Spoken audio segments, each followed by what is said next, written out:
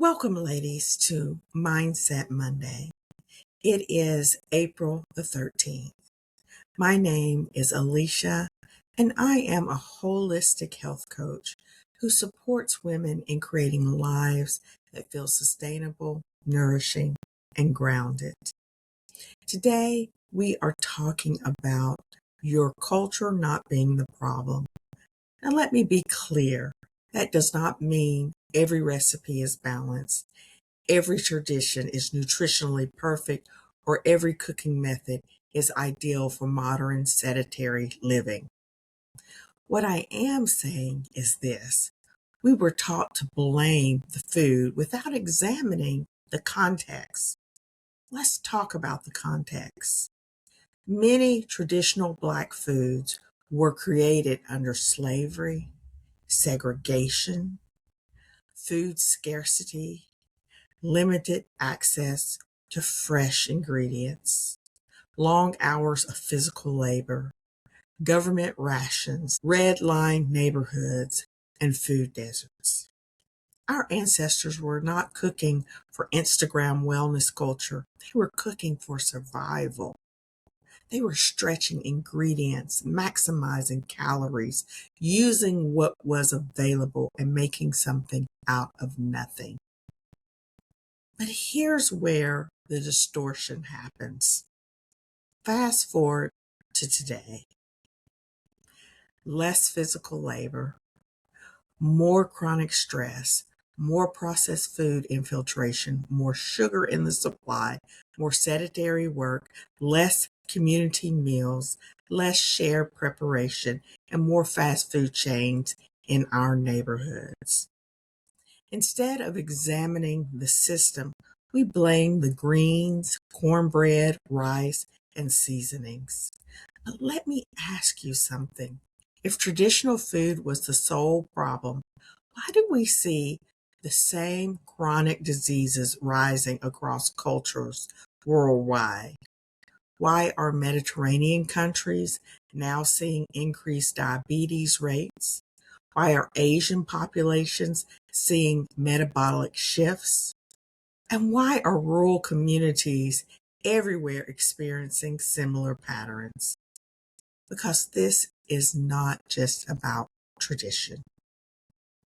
It's about industrialization, ultra-processed foods, stress, sleep deprivation, environmental toxins, access, healthcare disparities, chronic cortisol, and systemic inequality.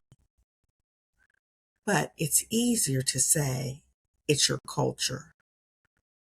That narrative removes responsibility from systems and places it on our grandmother's kitchen, and that's not fair. Yes, we live differently now. Movement levels are different. Portion sizes have changed. Food engineering has changed our cravings, and some dishes may need evolution for modern health realities. But evolution is not erasure. We can modify without shaming, adapt without condemning, and nourish without abandoning our identity. Because when you're internalized the message that your food is bad, you often internalize that you are bad. And that shame does more damage than seasonings ever could. If your culture food was prepared slowly, shared in community, paired with movement, eaten without shame, and not surrounded by hyper-processed additions, would you see it differently?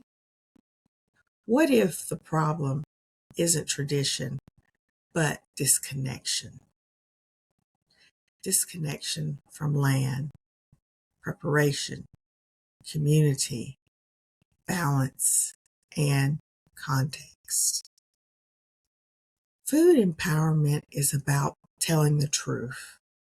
The truth is, our food is not the villain. industrial food systems, chronic stress, lack of access, systemic inequality, and disconnections are.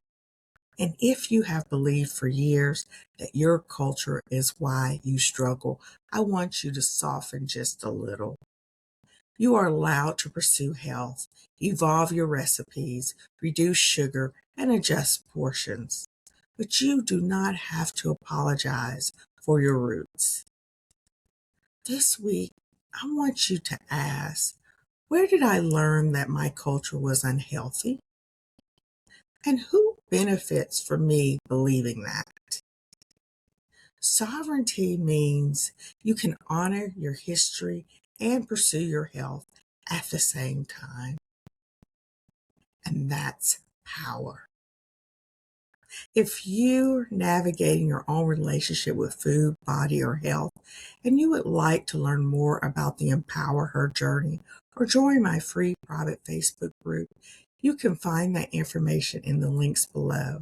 And I'll see you next week right here for Mindset Monday.